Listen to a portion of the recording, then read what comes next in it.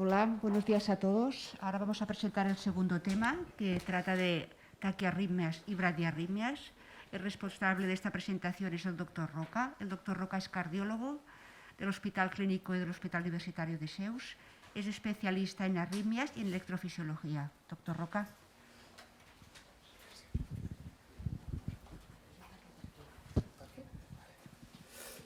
Bon dia a tothom. ¿Català o castellà? ¿Castellano?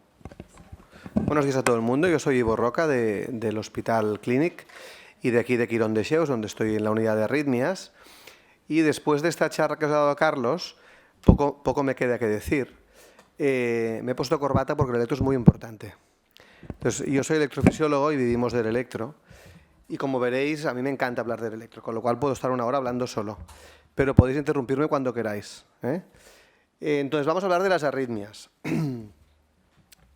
Carlos ya os ha hablado del electro normal. Quiero insistir en que es importante identificar el electro normal y en que no estamos valorando electros. Eso parece de perogrullo, pero es importante tenerlo en cuenta. Estamos valorando pacientes que tienen un electro, y esto es muy importante en las arritmias también. No vamos a pasar del electro normal.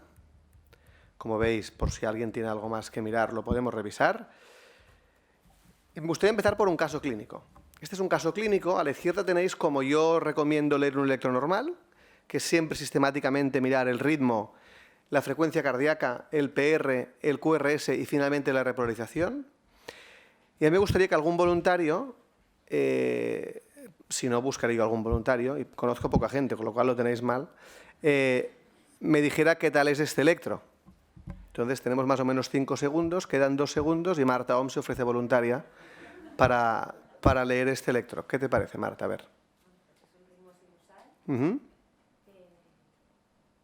frecuencia sería unos 75 más o menos por minuto. Perfecto. El PR también me parece normal. No cuento cuadritos desde aquí, pero más o menos. me parece. El QRS es estrecho y la repolarización me parece normal también.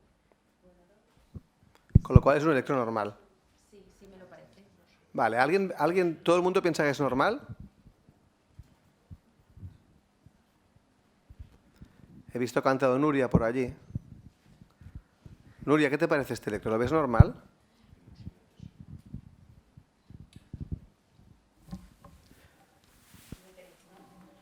¿En? Bueno, D3 hay estas Qs a veces, pero esto puede ser normal o variante de normalidad. Pero Carlos me ha encantado, lo he visto 5 minutos y ya me han contado, imagínate si llego a estar la hora, que ha dicho que es muy importante ver la progresión de la onda R en las precordiales. Fijaros V1, V2 y V3. ¿Esto os parece normal?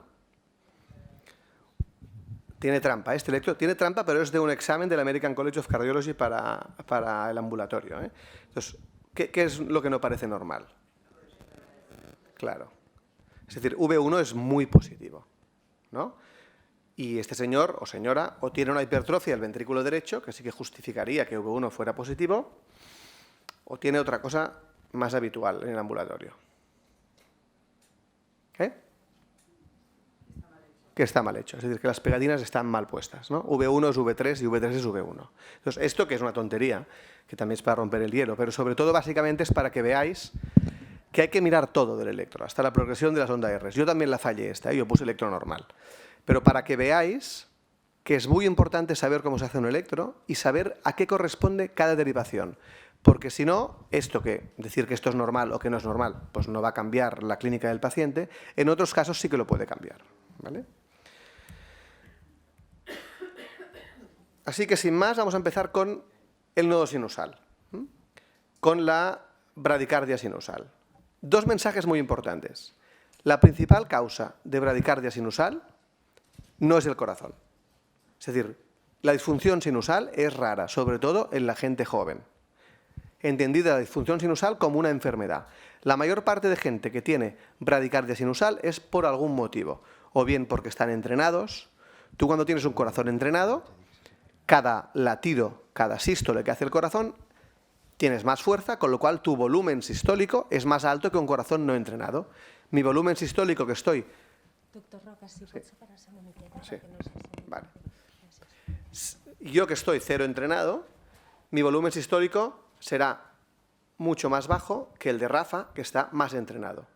Con lo cual, Rafa va a tener menos latidos por minuto que yo, porque al final, para conseguir un gasto cardíaco que todos tenemos más o menos el mismo, que es 5 litros por minuto, pues el corazón de Rafa deportista va a tener que latir menos veces que el corazón de Ivo estresado no deportista. Con lo cual, el ritmo sinusal es muy fisiológico. Con lo cual, un señor a 45 por minuto no tiene por qué estar enfermos, ¿eh? Luego, fármacos, tiroides, es decir, hay muchas cosas. Todo aquello que active o desactive el sistema nervioso simpático o parasimpático actúa sobre el nodo sinusal. Y por otro lado, que aunque este paciente tenga una disfunción sinusal, esto no es una emergencia. Es muy raro que un paciente por disfunción sinusal se muera, o incluso es muy raro que tenga un síncope grave, ¿vale? Ahora lo veréis. Es lo que os pongo aquí, ¿no? Que el nodo sinusal viene determinado por el tono adrenérgico y el tono parasimpático, con lo cual hay que pensar en muchas cosas, como el hipotiroidismo, todos los fármacos que puede tomar el paciente, los betabloqueantes, los antagonistas del calcio, evidentemente excepto los dipinos, excepto los que vasodilatan, la digoxina, la clonidina, que a veces se puede dar como agente antihipertensivo, los anestesistas, la sedación, ¿no? Bradicardizan, es normal. Y luego cualquier antiarrítmico puede dar disfunción sinusal, que no es una disfunción, que es un efecto del fármaco, ¿eh? Luego, muy importante, pacientes con hemorragias intracraneales. El aumento de presión intracraneal produce bradicardia sinusal. No es que sea fisiológica, pero que la solución no es un marcapasos, ¿eh? Y luego el sleep apnea. Entonces, ¿cuáles son los síntomas? La disfunción sinusal es una enfermedad de curso lento. La disfunción sinusal entendida como una enfermedad propia del nodo sinusal, una enfermedad intrínseca. Es una enfermedad de curso lento, que en general el paciente de lo que se te queja es de que se empieza a cansar, de que intolera el esfuerzo. Una disfunción sinusal no debuta con un síncope. Si un paciente tiene un síncope y se encontraba perfecto, es rarísimo que sea por disfunción sinusal. Primero se cansa, se marea, me fatigo, ahora ya no puedo subir escaleras, bla, bla, bla, ¿vale? Y como os decía, el síncope es raro, y si tiene un síncope hay que pensar en algo más. Puede ser que sea un electro con disfunción sinusal y un trastorno bifascicular, como os explicaba Carlos antes. Pero entonces el síncope no es por la disfunción sinusal, es por el trastorno de conducción que debe hacer que de vez en cuando el paciente haga bloqueo V paroxístico, pero no es por la disfunción sinusal, ¿vale? Y luego veréis que hay una entidad muy frecuente, que es el síndrome braditaquicardia, que puede aparecer frecuentemente en pacientes con disfunción sinusal. Es gente que tiene disfunción sinusal y fibrilación auricular. Y veréis que el manejo es más complejo y es distinto. Entonces, ¿la disfunción sinusal cómo se define? A ver, en teoría el nodo sinusal va entre 60 y 100 por minuto, con lo cual todo lo que vaya por debajo de 60 es bradicardia sinusal. Sin embargo, hasta 40 se considera que prácticamente es normal, ¿eh? Un deportista incluso menos. Y por la noche, si veis Holters, mucha gente por la noche puede poner a 35 o hacer pausas sinusales, que es lo que veis debajo en la diapositiva. Pausas de hasta 2 o 3 segundos es normal hasta más de un 10% de la población. No significa que no nos extrañe, ¿eh? Si tú ves un paciente en una consulta de prequirúrgica con pausas de 2 y 3 segundos, bueno, pues habrá que preguntar al paciente, ¿se marea, no se marea? A lo mejor hay que hacer algo más, pero en general no tiene por qué ser nada importante, ¿eh? Entonces, esto es una pausa sinusal. Veis que de golpe, no sé si hay, veis que de golpe pues no hay onda P, con lo cual es una pausa sinusal. No vamos a entrar en el mecanismo de las pausas sinusales porque hay de varias, hay bloqueo sinauricular, falta de salida del nodo, hay muchas, pero al final, ves que tenemos aquí un, no hay láser, bueno, al final es una ausencia de onda P, distinto de un bloqueo AV, que como veréis es una ausencia de QRS, pero con P delante, ¿eh? Que es mucho peor pronóstico. Y luego hay el fenómeno de la incompetencia cronotropa, es decir, ese es el típico paciente que a ti te viene a la consulta, te viene a 60, 65 por minuto, que no es bradicardia sinusal, pero te dice, doctor, me canso. Entonces, si pesa 120 kilos, tenemos un motivo para cansarnos, pero a veces te dicen, ya, pero yo peso lo mismo y ahora me canso. Entonces, bueno, podemos hacer un ecocardiograma para ver que no haya nada asociado en función de la auscultación y de otros datos, pero si no, puedes hacer una prueba de esfuerzo y ves que el paciente va a 65, empieza a hacer esfuerzo, va a 80, 85 y a 90 se queda clavado. No sube más. Eso es la incompetencia cronotropa. entra dentro del espectro de la disfunción sinusal. Esto no es una emergencia y se puede operar de cualquier cosa aunque no lleve marcapasos. Esto es muy importante. Es decir, la incompetencia cronotropa o la disfunción sinusal en sí no es una contraindicación para una cirugía. Luego veremos si hay que hacer algo o no, ¿vale? Aquí tenéis un Holter, por ejemplo, de un paciente con incompetencia cronotropa. Arriba tenéis un Holter normal. Veis que cuando está durante el día, pues está en frecuencias entre 90, 95, 100, 120, se va a dormir. Durmiendo está más bajo, 60. Pues aquí a lo mejor se levantó a hacer pipi, se acelera, se vuelve a dormir, tiene suerte, duerme muchas horas. Y luego se vuelve a despertar y se acelera. Perfecto. Entonces, abajo, fijaros un paciente con incompetencia cronotropa en un Holter. Frecuencia cardíaca bastante fija, a piñón. Entre 70, 60, 80, independientemente del día y la noche. Seguramente este es un paciente con incompetencia cronotropa. Entonces, en función de si se cansa mucho o poco, tendrás que poner tratamiento. Pero este paciente, por ejemplo, si no se cansa, no hay que hacer nada. No se mueren de esto, ¿vale? Porque veis que lo que hay que hacer es un poco invasivo. Y luego vamos a hablar de lo que os decía, la braditaquicardia, el síndrome de braditaquicardia, ¿no? Que son pacientes que tienen síncope o, generalmente estos pacientes sí que tienen síncope, y ahora veréis por qué, o síntomas de disfunción sinusal, como fatiga, disnea, etcétera, y palpitaciones. Entonces, ¿qué tienen estos pacientes? Tienen esto. Tienen episodios de lo que veis aquí, que luego explicaremos bien cuando hablemos de las taquiarritmias. Fibrilación auricular, fijaros que hay un ritmo auricular rapidísimo en V1 y que en D2, que es donde hay que mirar el ritmo auricular para decir si es sinusal o no, como os han explicado antes seguro. Fijaros que en D2 no hay una onda P clara, aquí vemos dos P seguidas, pero luego aquí no vemos P o más pequeñitas, aquí una P rara, es decir, tiene una fibrilación auricular y de golpe pasa a ritmo sinusal y como su nodo tiene disfunción sinusal y está atontado porque hace un rato ha estado en FA, cuando pasa sinusal, él le cuesta recuperarse, tarda un rato y es esta pausa sinusal. 6 segundos de pausa, con lo cual esta pausa sinusal en un señor de 80 años con las carótidas un poco tocadas, causa de síncope, ¿vale? Es decir, por eso digo que los pacientes con braditaquicardia sí que presentan síncopes, aunque os he dicho al principio que la disfunción sinusal no sincopa. En este caso podría sincopar. Pero es que además estos pacientes a veces son difíciles de saber qué les pasa, porque te dicen las dos cosas. Tengo palpitaciones, pero luego me mareo. Otros solo tienen las palpitaciones y la pausa no lo nota. Otros solo tienen el síncope, ¿no? Y seguramente habrá que tratar las dos cosas, luego lo veremos, ¿vale? Es un espectro distinto de pacientes. Otro paciente, un paciente con clara disfunción sinusal, porque fijaros que durante todo el día en el Holter está piñón fijo y que de golpe, ¡pam!, fibrilación auricular. Esta es la otra cara de la moneda de la braditaquicardia. Os he explicado al principio, paciente que hace salvas de FA y en la pausa a pasar a sinusal se sincopa, y luego al revés, gente que está todo el día muy lentito y que por esta bradicardia, esta propia bradicardia puede generar fibrilación auricular. Estos sí que son pacientes que la disfunción sinusal no es secundaria al deporte o a las apneas del sueño, puede ser, es el único caso, pero a los fármacos, etcétera, sino que son pacientes que tienen un remodelado de la aurícula, que es una palabra que a los electrofisiólogos nos encanta, aunque es difícil de entender lo que es, pero básicamente tienen fibrosis en toda la aurícula y esto da tanto fibrilación auricular como disfunción sinusal. Bien, entonces, ¿cuál es el tratamiento de la disfunción sinusal? ¿Qué hacemos? Y ahora quiero algún voluntario que yo no conozca, por favor. ¿Qué hacemos si nos viene a la consulta un paciente que va a 51 por minuto y está asintomático?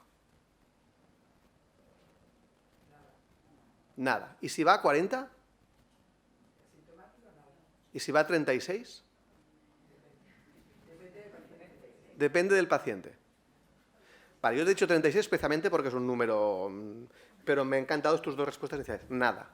La disfunción sinusal asintomática no requiere tratamiento, independientemente del número, de la frecuencia cardíaca, de las pausas que haga. No requiere tratamiento. Fijaros en estas guías, estas guías son del año 2021, es decir, hace pocos meses. Guías europeas de estimulación. Nos dice, pacing is indicated when symptoms can clearly be attributed to bradyarrhythmias, symptomatic, todos los lados symptomatic, y lo único que te dice es que no hay que hacer tratamiento de disfunción sinusal si no tiene síntomas. Es verdad que si va a 35 es improbable, si no es Miguel Indurain, que no tenga síntomas, ¿vale? Pero muchos pacientes se nos envían a cardio por bradicardia sinusal a 42 en la revisión de empresa. Pues fantástico. Si no se cansa, no hay que hacer nada, ¿vale? Yo os diría que ni holters, ni prueba de esfuerzo, ni ecos, aunque es lo que haremos cuando nos lo enviéis en la consulta. Pero si fuéramos estrictos, no habría que hacer nada, ¿vale? ¿Y cómo tratamos a este paciente con un síndrome de brady y taquicardia? Que hace crisis de FA, pausas sinusales y luego está en ritmo sinusal. ¿Qué le hacemos? Tiene palpitaciones y síncope. La ablación le puso marcapasos. Cuando has dicho ablación me he emocionado tanto, pero luego lo de marcapasos ya... Pero, es decir, hay que tratar la fibrilación auricular, porque este paciente, seguramente, si le dejas sin fibrilación auricular, no hará estas pausas. Con lo cual, lo que hacemos en este paciente es ablación, primero, porque es lo que nos gusta, y además, porque es más eficaz que los fármacos, y además, sobre todo en este paciente, porque no le puedes dar fármacos, porque si le das fármacos y falla, cuando haga la pausa esta de 6 segundos va a ser de 12, con lo cual fármacos no le puedes dar, y si falla la ablación, me parece bien poner marcapasos. Pero seguramente si le haces la ablación se supone que es porque crees que no va a hacer más crisis, aunque a veces puede fallar, en otros centros. Pero en general, si tú haces una ablación y va bien, bueno, le das una oportunidad. Es verdad, si tienes un señor de 76 años, frágil, bueno, si es frágil a lo mejor ya casi ni le ablacionas, pero 76 años, apto para ablación, pero que en el último síncope se rompió la cadera, no me parece mal optar por la estrategia de marcapasos y ablación. Pero si no, puedes darle una opción a la ablación. Pero algo muy importante que hay que hacer en este paciente antes de todo esto. Anticoagularlo. Es decir, lo primero en una FA es valorar el riesgo embólico. Esa es la parte más importante de toda la historia clínica que vamos a hacer con este enfermo. Porque además es una decisión que seguramente va a ser de por vida. Es decir, que es importante tenerla clara, ¿vale? Con lo cual, lo primero hay que calcular el CHA2-VASc y decidir si hay que anticoagular, que en la mayoría de veces es sí. Luego, ablación y pacemaker solo si falla o en función del enfermo. Hay que individualizar. Y este paciente, que es el otro espectro de la braditaquia, ¿qué le hacemos? Lo mismo. Me encanta que vamos a ablacionar. Es una opción, ablación, pero si el paciente te dice que se cansa, con la ablación no se va a cansar menos. Entonces, en este caso sí que a lo mejor hay que anticoagular y luego poner un marcapasos, porque si se cansa por la bradicardia, no por las palpitaciones, y además porque en estos pacientes, mal que me pese a mí, que yo lo que quiero hacer es hacer una ablación, a veces con el marcapasos, al eliminar la bradiarritmia, disminuye muchísimo la tasa de FA, porque es lo que llamamos una FA secundaria a la bradiarritmia. Con lo cual, podemos marcapasos y esperar, y si no, marcapasos y ablación me parece bien. Incluso en estos casos, si no queréis mandarlos a ablación, extraño, podéis poner marcapasos y en este caso ya fármacos, porque como ya está protegido por el marcapasos.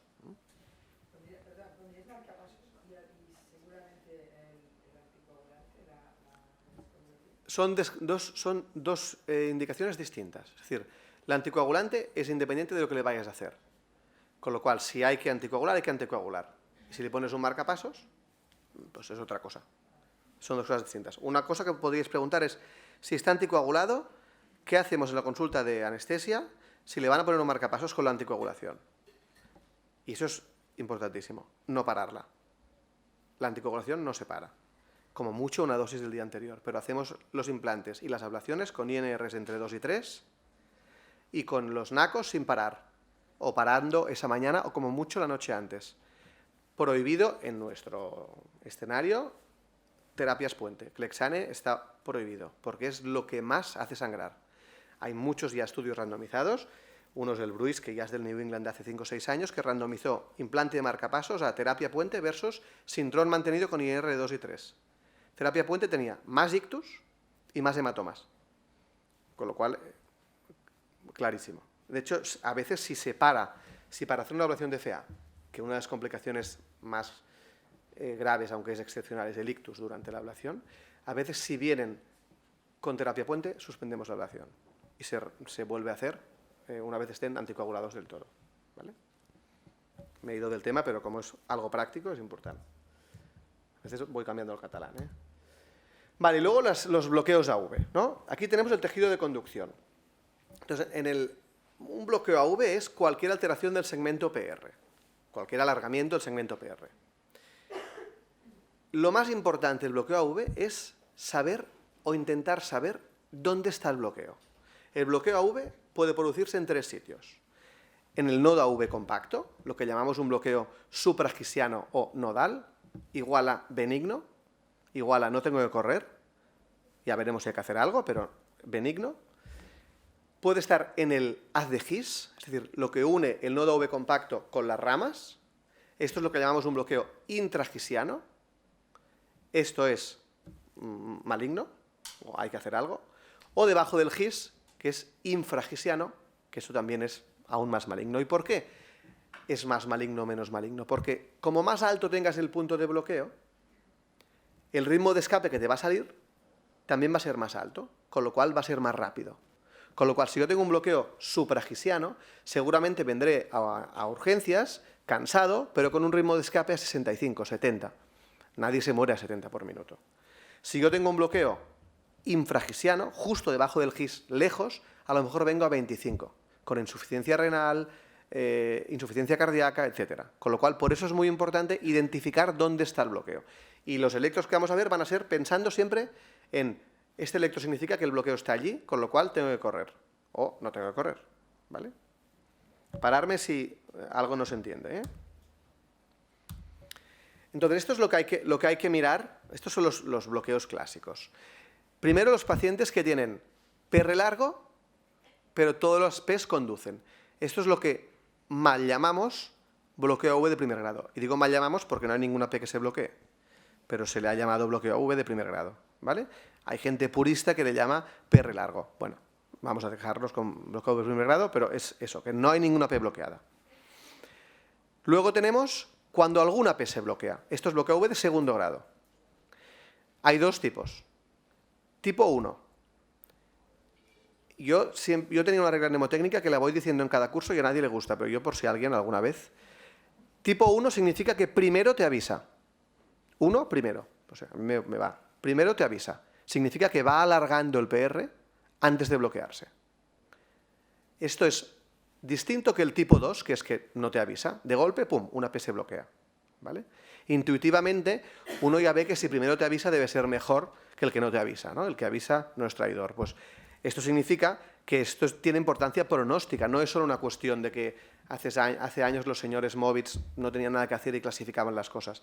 En este caso, saber si es tipo 1 o tipo 2 es importante porque el pronóstico es distinto. Porque el tipo 2 se acerca ya más al pronóstico del bloqueo AV completo. ¿Vale? Con lo cual, esta clasificación tiene implicaciones pronósticas. Porque el PR largo, bloqueo AV de primer grado, o el segundo grado tipo 1 suele ser supraasquiano. Y hemos visto antes que supraasquiano es buen pronóstico. En cambio, bloqueo AV de segundo grado tipo 2 o completo suele ser intra o infraasquiano, con lo cual mal pronóstico. ¿Vale? Mal pronóstico si no tratamos, no se mueren en general.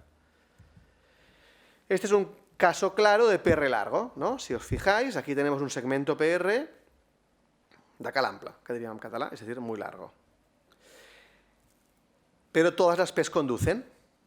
Bueno, generalmente esto es asintomático y no hay que hacer en general nada. Yo sí que recomiendo que en un PR largo tan largo, bueno, pues está bien hacer una prueba de esfuerzo, porque en el esfuerzo, ¿qué le pasa al PR? Secretamos adrenalina, con lo cual el PR se tiene que acortar para poder conducir más frecuencias. Con lo cual vemos que si cuando esta persona hace esfuerzo el PR se acorta y llega a 120-130 por minuto, pues perfecto, podrá hacer vida normal con este PR. El 90% son supraasquianos. ¿Cuándo tenemos que sospechar que puede haber un componente infraasquiano? ¿Qué creéis? Bueno, está aquí, ¿no? Bueno, ya lo he puesto aquí. Pero básicamente sí es PR largo y algo más, como por ejemplo un QRS ancho. Ojo, esto ya no es un PR largo normal. Esto es que hay algo más. Seguramente puede haber un componente más allá del nodo AV. Característicamente responden bien a la atropina, ¿no? La atropina pues lo que va a hacer es aumentar el tono simpático o bloquear el parasimpático del nodo, con lo cual el PR se acortará. Bueno, responden bien a la atropina, pero como no hay que ponerla, tampoco lo sabremos nunca, pero no hay que hacer nada en un paciente asintomático así. Excepto que si tiene un QRS ancho, entonces primero no pongamos atropina, luego veremos por qué, y luego quizás hay que investigar un poquito más. Fijaros, aquí tenemos dos casos claros. No quería poner ningún trazado electrofisiológico, pero no he podido. Entonces, aquí tenéis un caso claro de un PR largo con QRS estrecho. Aquí lo veis ancho porque los electrofisiólogos ponemos los electros a más velocidad, ¿vale? 4 veces más, con lo cual el estrecho se ve más ancho, ¿vale? Pero esto es un QRS estrecho, PR largo, aquí pone 80, pero es un PR de 280, ¿vale? Y aquí tenemos unos catéteres dentro del corazón, y este catéter está en el GIS, en el haz de GIS, ¿vale? Con lo cual tenemos una actividad eléctrica debajo de la onda P, es decir, la aurícula, una actividad eléctrica debajo del QRS, es decir, el ventrículo, y esto en medio, pequeñito, esto es el haz de GIS, esto es la conducción. Entonces, ¿cómo sabemos los electrofisiólogos si es supragisiano o infragisiano? Porque medimos. Y vemos que en este paciente con QRS estrecho y PR largo, vemos que el intervalo AH, es decir, antes del GIS, es muy largo, supragisiano. Pero que después, desde el haz de GIS hasta el ventrículo, es muy cortito, con lo cual la conducción después del GIS es normal, HV normal, ¿vale? Tranquilos, no pasará nada. Cambio este, que tiene QRS ancho, tiene un intervalo AH, pues fijaros, más corto que este, pero tiene un HV, de nuevo, de Calampla.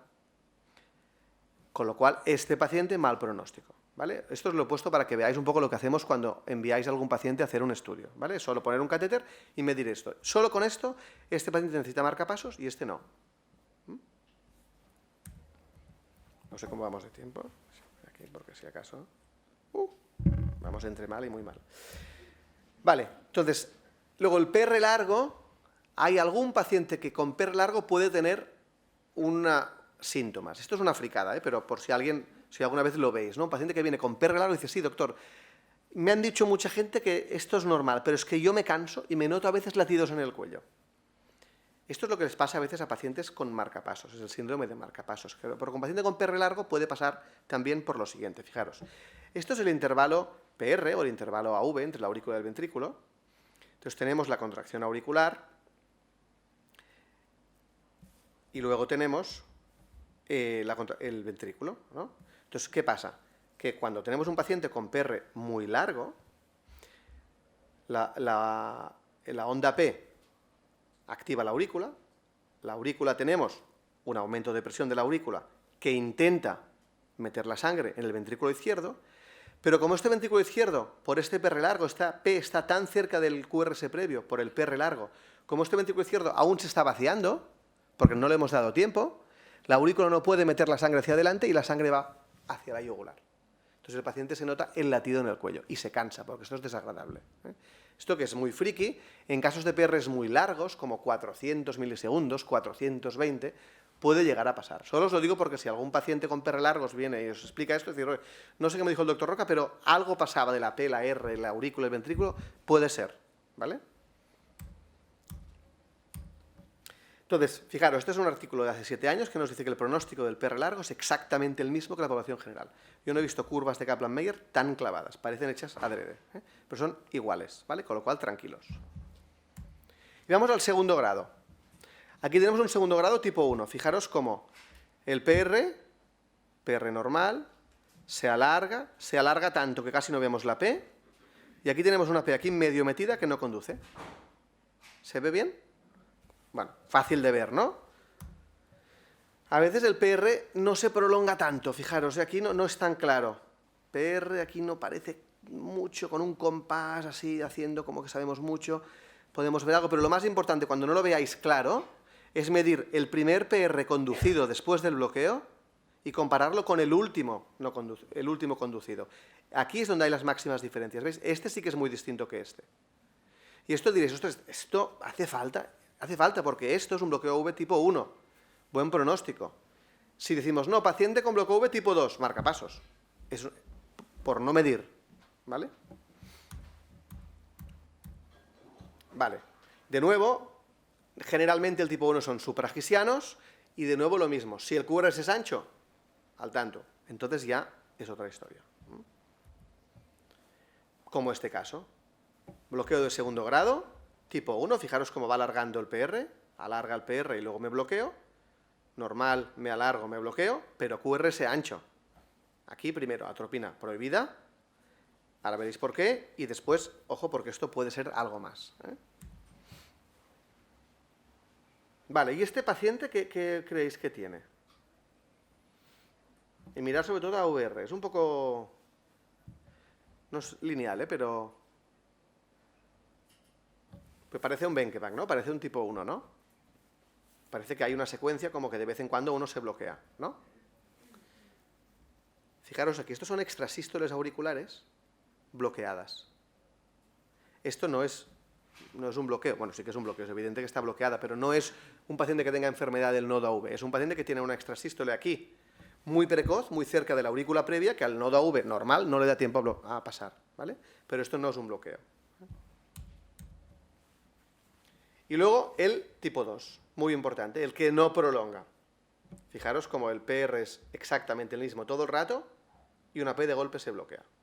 Fijaros que el tipo 2 lo veréis 99% con QRS ancho, porque es un bloqueo infragesiano, ¿vale? De hecho aquí pone nunca supragesiano, nunca digas nunca, pero casi nunca. Y nunca atropina. ¿Por qué? No sé si está en la diapo siguiente. Bueno, luego lo veremos, nunca atropina. Ya sé que lo he dicho varias veces, pero lo veremos, ¿eh? Entonces luego tenemos el bloqueo 2-1. Fijaros que bloquea una de cada 2 P's. Claro, aquí es imposible decir si es bloqueo de segundo grado tipo 1 o tipo 2. Entonces el bloqueo 2-1, importante, mirar el QRS. QRS es ancho, vamos a pensar que es de mal pronóstico. QRS estrecho, vamos a pensar que es de buen pronóstico. ¿Vale?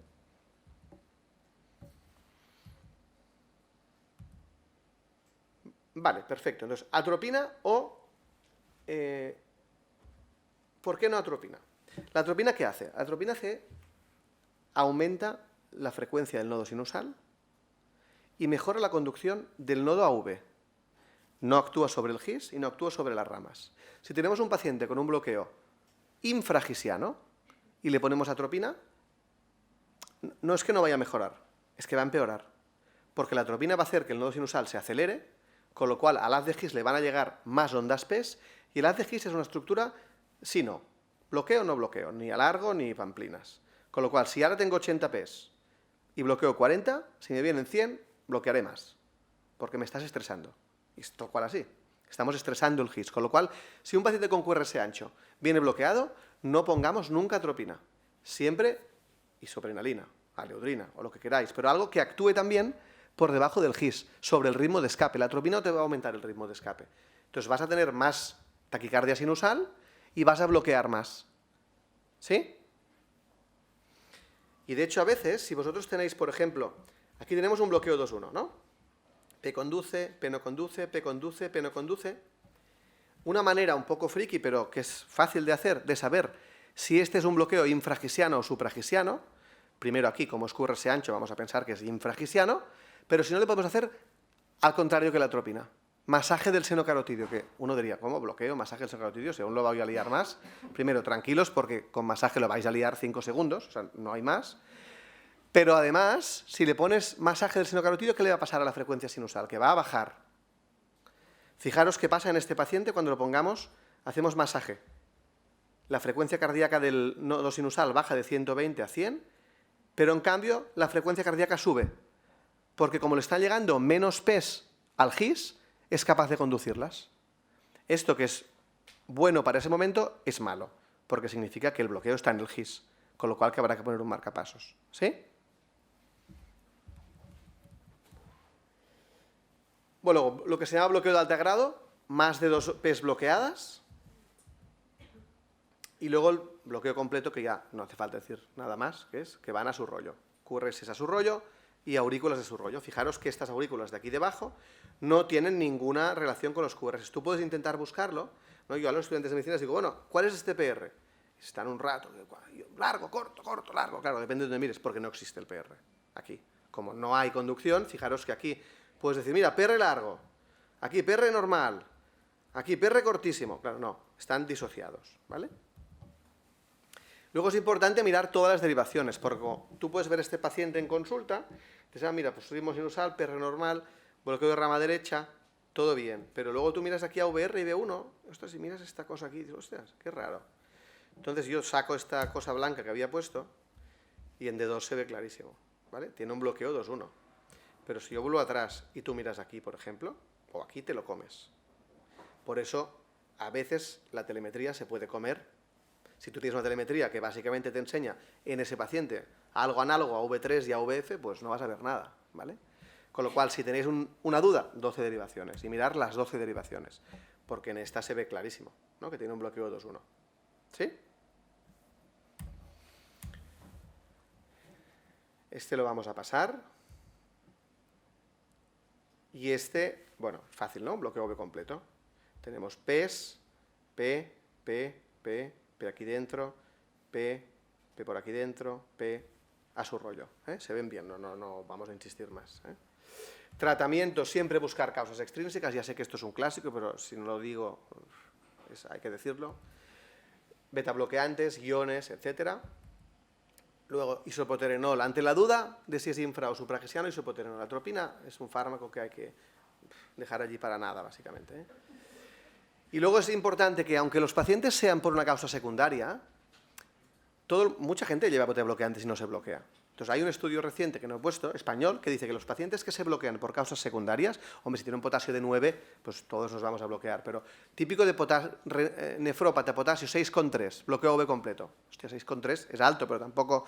Estos pacientes, muchos, van a acabar con marcapasos más adelante. Es como un marcador de que su sistema de conducción no está bien, con lo cual hay que empoderar al paciente, que es una palabra que me encanta, hay que empoderar al paciente y decirle que, ojo, que su sistema de conducción, que ahora no necesita ningún marcapasos, pero que intente pensar que si le dan algún tratamiento para el corazón, que no lo frene, etcétera, ¿vale? Nada, ¿cuándo implantamos un marcapasos? En todo bloqueo V completo y en todo MOVITS 2, en todo de segundo grado tipo 2. Y luego en el tipo 1, si está muy sintomático, claro, si vas bloqueando PES, aunque alargas, a lo mejor te cansas en el esfuerzo, pues también. Vale, y vamos con las taquiarritmias. A lo mejor nos comemos algo del descanso, pero bueno. TPSVs, ITVs. Vamos a empezar por las TPSVs. Lo que hay que mirar siempre en el electro, en una TPSV, en una arritmia auricular, es primero si es regular o es irregular. Siempre hay que mirar no solo si es regular o irregular el QRS, sino las aurículas, porque estamos hablando de arritmias auriculares. ¿Cómo es la morfología de la aurícula? Y luego el intervalo RP, que haremos poco énfasis. Aquí tenemos este ejemplo clásico, que todo el mundo sabréis identificar, ¿no? Aquí. No se ve. Tú miras la aurícula y no ves nada, claro. Quizás en V1 ves, ¿no?, esta morfología así más que va dando vueltas, pero solo es en V1, en el resto no se ve nada. Bueno, si no hay una actividad auricular clara, es fibrilación auricular. Siempre. ¿Por qué V1 siempre sale así, que se parece más como a un flúter? La FA en V1 siempre se parece como a un flúter. Porque V1 es la aurícula derecha. Y la aurícula derecha no es donde está la FA está en la aurícula izquierda. Y la aurícula derecha siempre está más ordenadita. Por eso en V1 da este patrón. Pero conceptos como fibriloflúter, posible flúter, no. Si solo es en V1, no le hagamos caso, ¿vale? Actividad desorganizada en la aurícula, FA. Independientemente de que el corazón vaya rápido o lento, lo que marca la FA es la aurícula, no el QRS, ¿vale? Por tanto, anticoagulación, siempre, FA, lo primero, saber si hay que anticoagular. Luego, flúter. Flúter es cuando la actividad auricular es regular. Fijaros que, insisto, actividad auricular regular. Tú puedes tener un flúter que el QRS se vaya bloqueando de vez en cuando, con lo cual no sea regular el ventrículo. Eso no dice que no sea flúter. Flúter es que tenga una morfología ondulada, regular en la aurícula, ¿vale? ¿Por qué es así? Porque es un circuito fijo, con lo cual estas vueltas que da es lo que tú ves, las ondas F, en el electro, que es lo que veis aquí. Fijaros que aquí tenemos esta cosa de aquí, que uno podría dudar si esto es un PR normal, pero claro, luego aquí va bajando hacia abajo. Si uno mira V2, si os fijáis, aquí hay una onda auricular, aquí otra y aquí otra, es decir, esto no es sinusal. Y si tenéis dudas, si no, ¿qué podríamos hacer este paciente? Masaje del seno carotidio. Bloqueamos el nodo AV y vemos mejor la actividad auricular. Y si no, adenosina. La adenosina da miedo, porque los pacientes se bloquean, es verdad. Para eso la damos y hacen pausas de 8 segundos, 10 segundos. Si está tumbado, nadie se muere por una pausa de 10 segundos. Lo pasan fatal, pero se avisa al paciente y puede dar una herramienta diagnóstica muy útil la adenosina, ¿vale? Luego lo veréis en algún caso. Solo está contraindicada en asma severo. En el resto, tranquilos. ¿Por qué es importante saber si es un flúter? Porque nos lo vais a mandar a ablacionar. Perdón, ¿no tenemos el electro del flúter? ¿Me he saltado el electro del flúter normal? Sí. Bueno, si fuese un flúter normal, un flúter típico, tasa de éxito 95% de la ablación. Con lo cual es una enfermedad curable, pero hay que identificarla y mandarla. Este es el flúter típico, ¿veis? Esta típica morfología de onda en dientes de sierra. 90-95% de éxito de la ablación.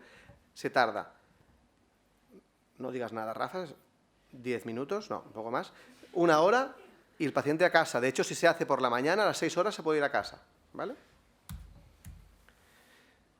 Y luego los pacientes que tienen una actividad auricular, pero que no tiene esta onda continua, sino que hay espacio de onda auricular y entre onda auricular. Es lo que llamamos TPSVs. TPSVs tendría que ser cualquier arritmia auricular paroxística, pero básicamente se aplica a estas entidades, ¿vale? TPSVs hay de 3 tipos. Y veréis que, aunque parece que no es importante, sí que lo es. Una es cuando tienes un foco en la aurícula que dispara, como si fuera un ritmo sinusal ectópico, pero que encima va rápido. Es lo que se llama una taquicardia auricular focal, ¿vale?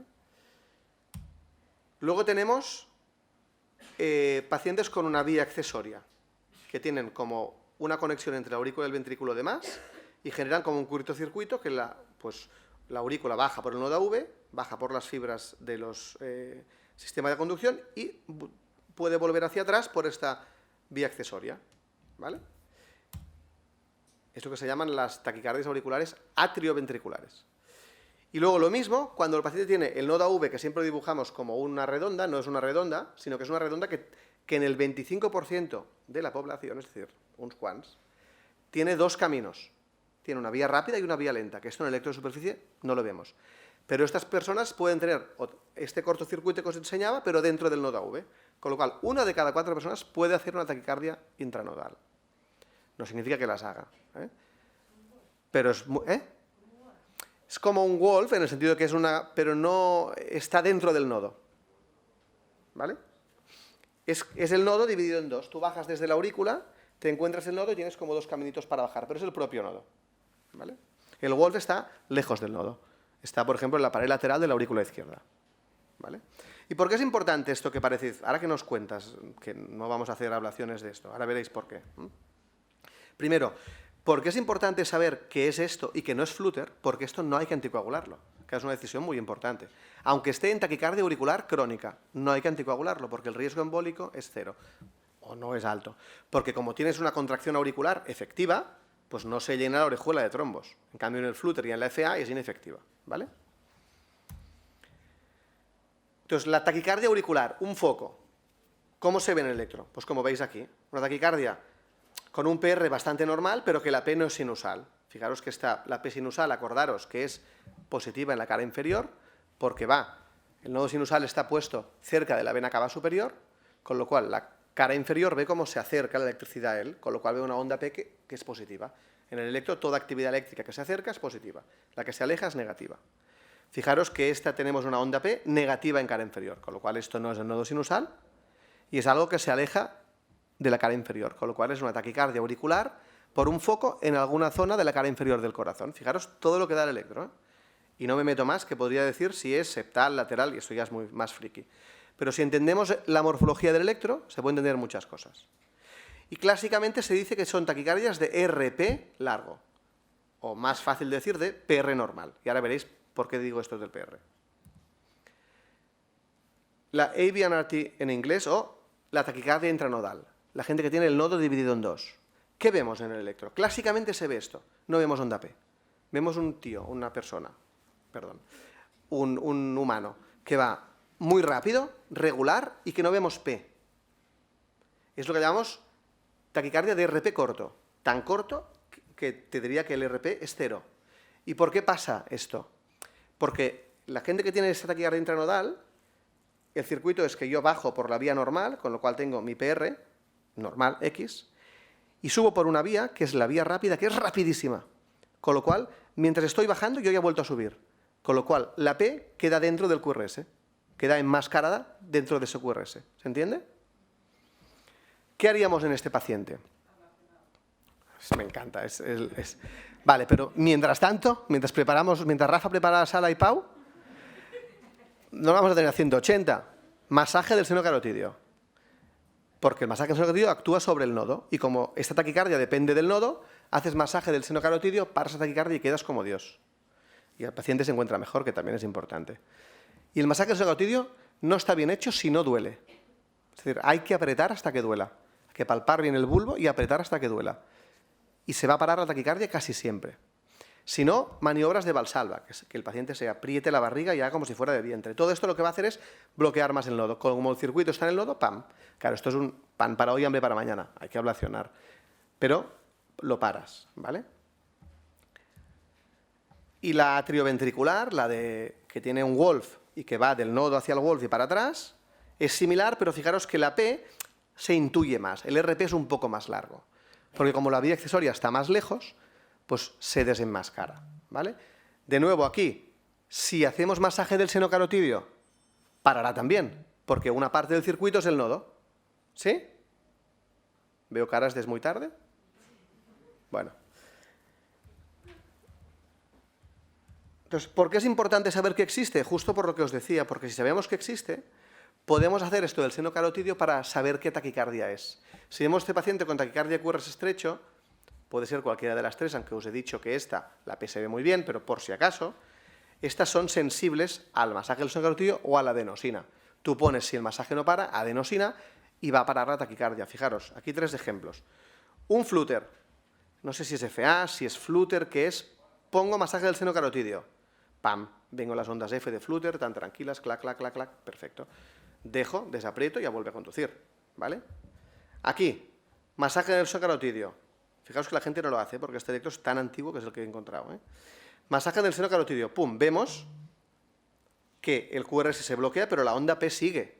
La taquicardia auricular puede vivir sin el ventrículo. Puedes cortar el ventrículo, que como es un foco en la aurícula, vivirá. El paciente no, pero la taquicardia sí, ¿vale?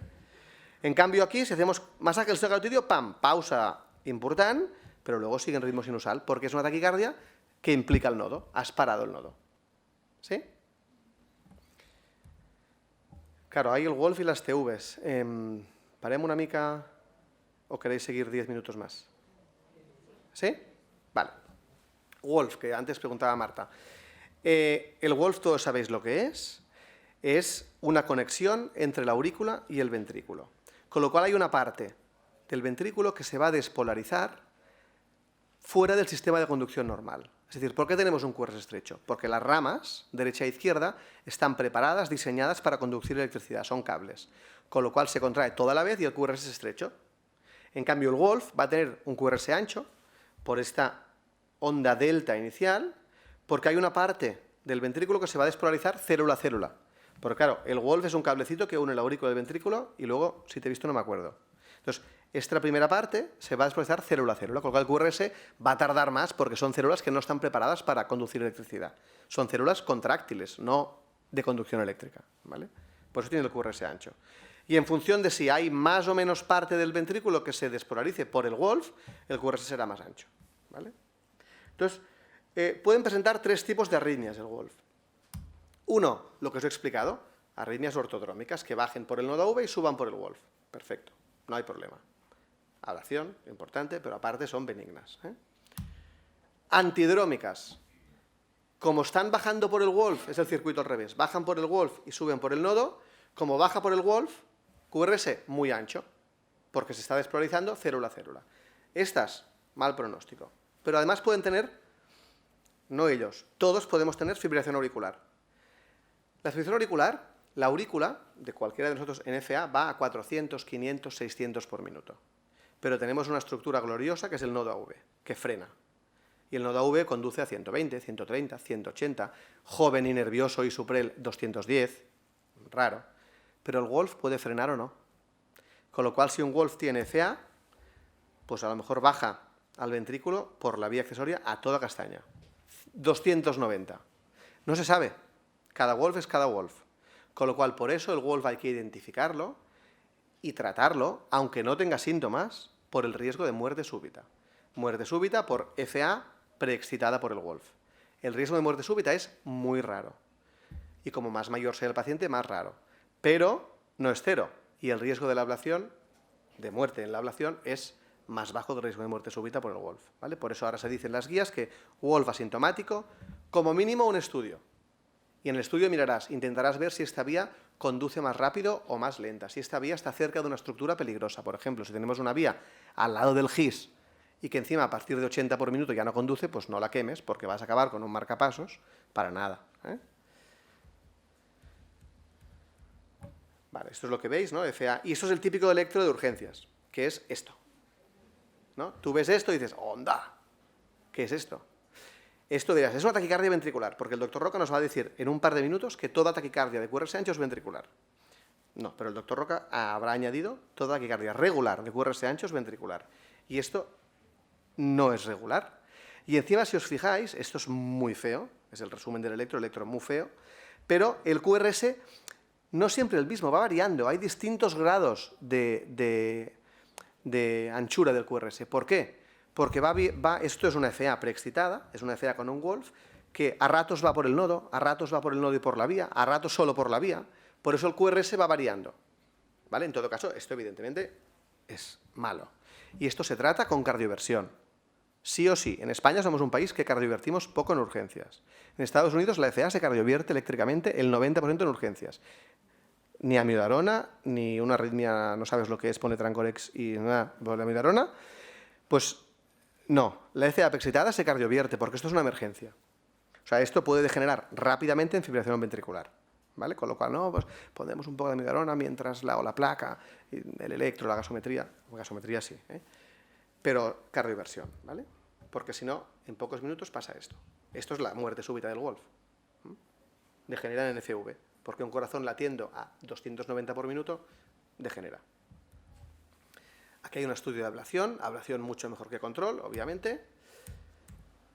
Luego, tratamiento de las arritmias auriculares, lo de siempre, buscar causas extrínsecas. Importante el TEP, ya sé que los anestesistas lo tenéis mucho en la cabeza, pero por si acaso, el TEP es una causa muy clásica de arritmias supraventriculares en un postoperatorio, muy clásica, aparte de sepsis, anemia, bla, bla, bla, ¿eh? Vale, esto solo es un ejemplo, es un paciente con esta arritmia que es QRS estrecho, bastante estrecho, hay algún extra por medio, pero es estrecho.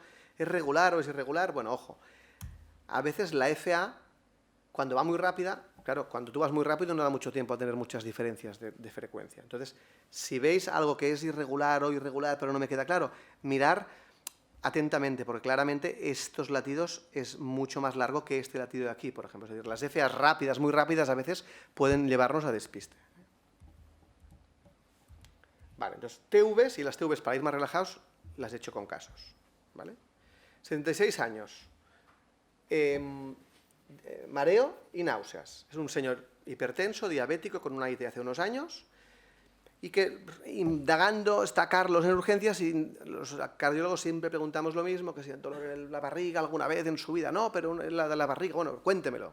Os digo que tenía una epigastralgia hace un par de años, que duró un par de horas, se encontró mal aquí en la boca del estómago, pero no le dio más importancia, ¿eh? Nada más. Entonces viene en urgencias por esta clínica, ni palpitaciones ni síncope, y viene, este es su electrobasal, que luego revisaremos, la examinación física. Está un poco diaforético, pero está a 9,6, bueno, 180 por minuto. Y con este electro. Entonces, este electro, taquicardia, QRS ancho, morfología de bloqueo de rama, ¿qué? ¿Derecha o izquierda? De Carlos lo ha hecho muy bien, ¿eh?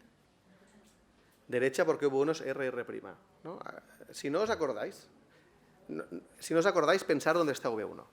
Entonces veis, aquí veis una R, por tanto algo está llegando a V1, luego una S, por tanto algo se está yendo, y luego una R, es decir, algo está volviendo. ¿Qué significa? Que tú tienes un bloqueo aquí en la rama, yo intento ir desde el septo hacia la rama derecha, no puedo, pero he ido un trocito, con lo cual veo una R, he ido, o intentad.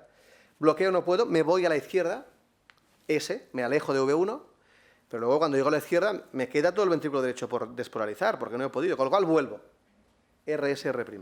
¿Vale? O sea, a veces memorizar está bien, pero el electro se puede entender sin saber nada de memoria.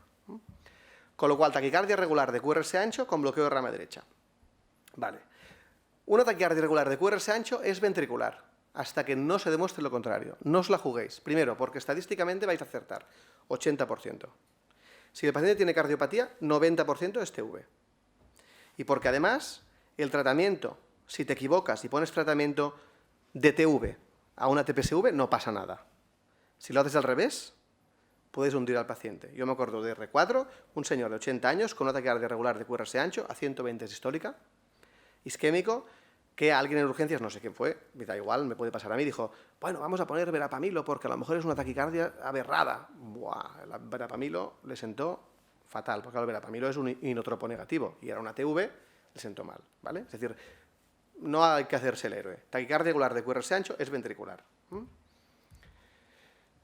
Bueno, de hecho, aquí os he puesto una pregunta, pero no, es una TV porque es taquicardia regular de QRS ancho, es taquicardia subventricular con aberrancia por el bloqueo de rama derecha, es taquicardia subventricular porque el paciente está estable, con lo cual si fuera TV el paciente estaría inestable, primero que aquí tan estable no está, pero aparte esto no es criterio imprescindible, hay pacientes en TV que pueden estar estables, ¿vale? Con lo cual no es un criterio de TPSV versus TV. O necesito un eco, no, el electro es suficiente. Entonces, las taquicardias regulares de QRS ancho que tenéis en urgencias, diagnóstico diferencial, pueden ser tres cosas. Primero, si un paciente tiene un bloqueo de rama basal, cuando tenga una taquicardia supraventricular va a seguir teniendo bloqueo de rama, con lo cual va a ser taquicardia regular. 5 minutos, perfecto. ¿Veis un paciente con bloqueo de rama izquierda? Me pongo rápido porque tengo un TEP o porque tengo una TPSV y sigue siendo bloqueo de rama izquierda, ¿vale? Paciente con un Wolf. Lo mismo, si tú tienes un Wolf que tu QRS basal es ancho, si yo tengo una taquicardia supraventricular, como va a bajar por el Wolf igual, el QRS va a ser ancho, ¿vale? Son las excepciones a la TV en caso de taquicardia regular de QRS ancho. Pero, de nuevo, TV es la primera opción, porque el pronóstico es por lo que os he dicho, ¿vale? Entonces, ¿qué factores son útiles también para el diagnóstico, ¿no? Tratamos pacientes, no electros. Pues que es diabético y que tiene un ictus previo. Es decir, si tú eres diabético tienes una posibilidad de cardiopatía isquémica muy alta. Si tienes un ictus previo significa que ya has tenido consecuencias vasculares, con lo cual la posibilidad de que tú tengas una coronariopatía, aunque tú no lo sepas, y que esto sea la causa de la TV, es, ¿no? Claramente. Y el electrobasal que hemos encontrado buscando en el SAP, o en la historia clínica. ¿Qué nos dice? Pues nos dice que este señor en la cara inferior tiene una onda Q. Y aparte de que nos hemos empollado que Q es necrosis, si no nos acordamos, si en el electro hay una onda Q, significa que allí no hay electricidad. Si no, tienes que tener una onda R de músculo. Si hay una Q es que no hay electricidad, con lo cual este señor tiene una onda Q en D2, D3 y AVC. Necrosis inferior. Más datos de que este señor tiene cardiopatía isquémica. Porque además la causa más frecuente de taquicardias ventriculares es la cardiopatía isquémica, ¿vale? Más del 80%. Ni la displasia ritmogénica, ni cosas raras que lo son, pero la cardiopatía isquémica. ¿Por qué? Porque tú tienes una cicatriz, esto es una histología de un ventrículo izquierdo, en blanco es la cicatriz, y la cicatriz, dentro de la cicatriz quedan como unos canalitos de tejido que es ni chicha ni limoná, que no sirve para contraer, pero que puede hacer reentradas. Y esto da la cardiopatía isquémica, las taquicardias ventriculares, ¿vale? Vale, entonces, y acabamos. ¿Cómo definimos distinguimos entre TPSV con aberrancia y taquicardia ventricular? Porque esto es importante. Primero, no hace falta mojarse, TV, pero si queremos mojarnos, ¿qué podemos mirar? Signos en el electro. Disociación a V. Cuando tenemos una TV, tenemos que el ventrículo va a su rollo. Con lo cual, veremos algún signo de que la aurícula también va a su rollo. Entonces, fijaros que aquí tenemos un ritmo ventricular regular y aurículas de vez en cuando a su rollo, que no siguen ninguna relación con el ventrículo. Si vemos disociación AV en un electro, claramente es TV, no hay discusión, 100%. Y luego otros signos que también son de disociación AV, que se llaman capturas y fusiones, que no vamos a entrar, ¿vale? Bueno, esto ya lo sabéis, si cardiovertir, ¿vale? Es verdad, si tenéis que escoger un fármaco en urgencias, ¿qué fármaco vais a coger para una TV?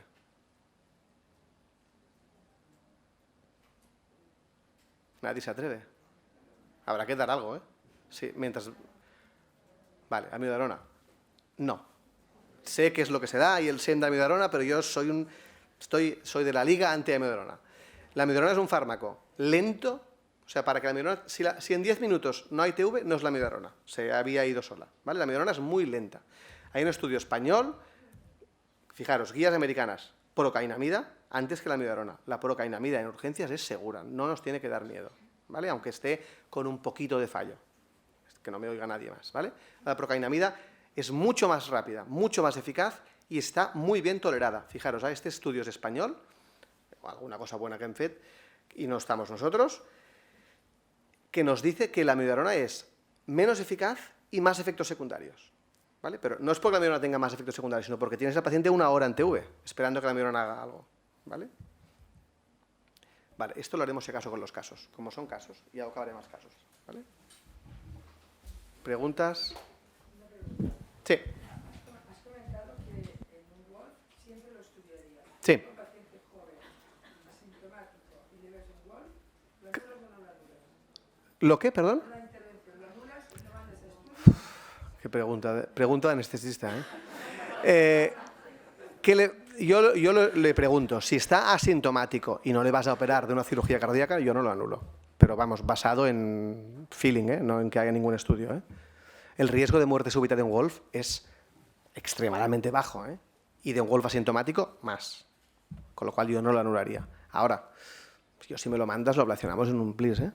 Pero en principio no lo anularía. Lo que sí que no le daría es importante, beta bloqueantes. A un WOLF no hay que darle nada que bloquee el nodo AV. Porque si hace FA y tenemos el nodo AV bloqueado, todo va a pasar por el WOLF, ¿vale? Con lo cual, si a un WOLF le quieres dar algo, flecainida. Gràcies, Núria. Seguim. Ja que hem parlat de les taquicàrdies ventriculars taquicàrdies de QRS ampla, que como mensaje es ventricular si no se demuestra lo contrario, causa más frecuente cardiopatía isquémica. Valoramos pacientes no electros, con lo cual, para ayudarnos al diagnóstico, mirar las comorbilidades del paciente que nos indiquen si hay cardiopatía subyacente probable, con lo cual TV aún más probable, y mirar el electrovasal. Entonces nos vamos a un caso clínico, que es este caso.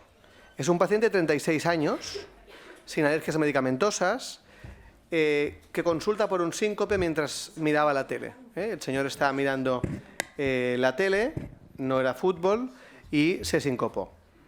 10-15 segundos, sin nada más, y viene a urgencias. Y vemos este electro. ¿Qué os parece este electro?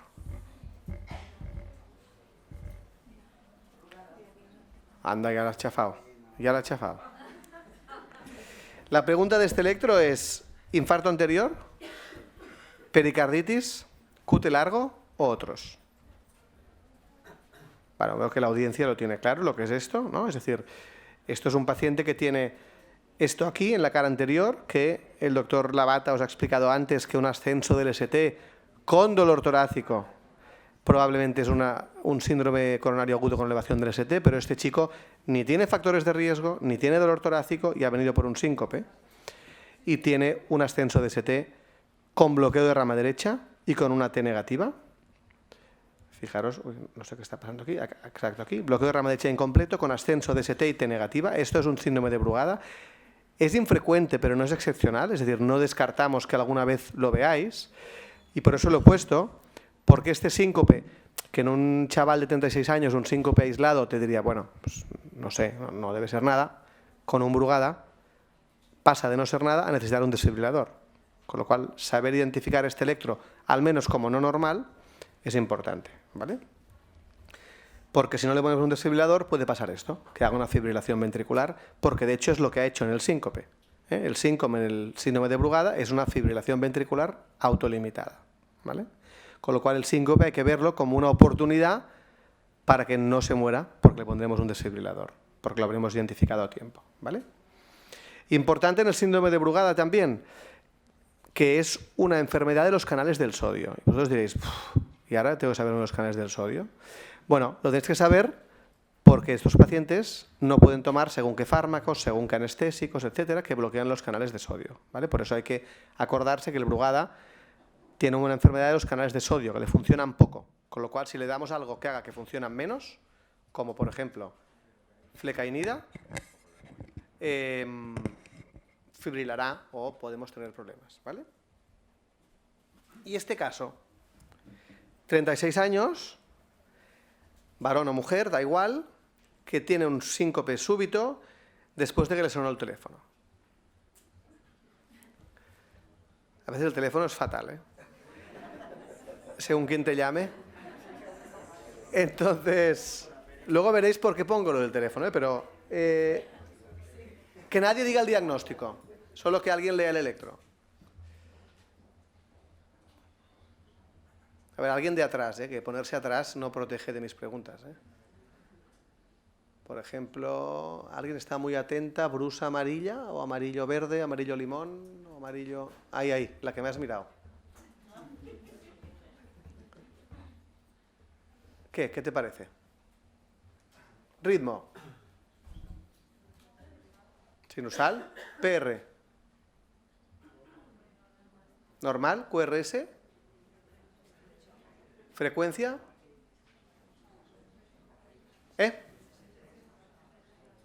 Más o menos, rápida, lenta o normal.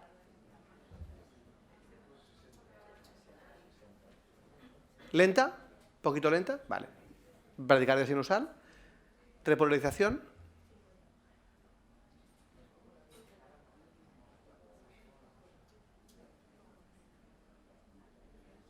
Normal. Con lo cual es un paciente con un síncope por disfunción sinusal. ¿No? Negativo. Primero, que he dicho que el síncope por disfunción sinusal es muy raro. Y luego, porque hay un segmento en el electro que también existe. O sea, hay dos cosas que también existen. Una es Teruel. Y la otra es el QT. Entonces, el QT en el electro hay que medirlo. Y es difícil, porque dice usted, solo es medir. Mira, hay un JAC de hace unos años que compararon 5 cardiólogos midiendo QTs. Hubo un acierto, una concordancia del 70%. Cardiólogos, que se supone que debemos saber algo de electro. Es decir, es difícil medir el QT. Pero si no lo mides, siempre va a ser normal. Entonces, este señor, que debería haber puesto señora, tiene un QT largo, de hecho de 535 milisegundos, que hay que corregirlo con la fórmula que podéis encontrar en cualquier aplicación del iPhone, pero es un QT largo. Entonces, el QT largo no es muy raro porque no lo medimos, pero si lo medimos no es tan raro. Entonces, un síncope en un QT largo, claro, un síncope en disfunción sinusal, bueno, nada, porque es muy raro que sea por eso y le daremos el alta. En QT largo, el síncope es por arritmias ventriculares malignas, ¿vale? Pero hay que medir el QT. Porque además a este paciente no le podremos dar ni metoclopramida, ni amiodarona, ni muchas cosas, porque alargan más el QT, ¿vale? Entonces, son mis últimas diapos, creo, pero hay que pensar que el QT también existe, ¿vale? Entonces, el QT largo puede ser farmacológico, haloperidol, importante. Es típico en ancianos el QT farmacológico, que están tratados con amiodarona, le damos un poquito de antidepresivos, por la noche ingresan haloperidol, QT largo, ¿vale? ¿Veis? QT muy largo. Os he puesto lo del teléfono porque hay distintos síndromes de QT largo y característicamente hacen la fibrilación ventricular con descargas adrenérgicas, como por ejemplo un teléfono o un despertador, ¿vale? Eso lo he puesto porque es tripartit. Es decir, puedes incluso pensar qué mutación tiene en función de cómo ha tenido el síncope, ¿vale? Entonces, es una alteración del potasio. Ya estamos con los iones. Pues sí, los iones son muy importantes en las arritmias, ¿vale? Con lo cual, clásicamente, pacientes con hipopotasemia pueden hacer QT largo y pueden hacer arritmias ventriculares, ¿vale? ¿Y por qué es importante saber esto? Porque ¿qué medicación no hay que dar en un paciente con arritmias ventriculares y QT largo?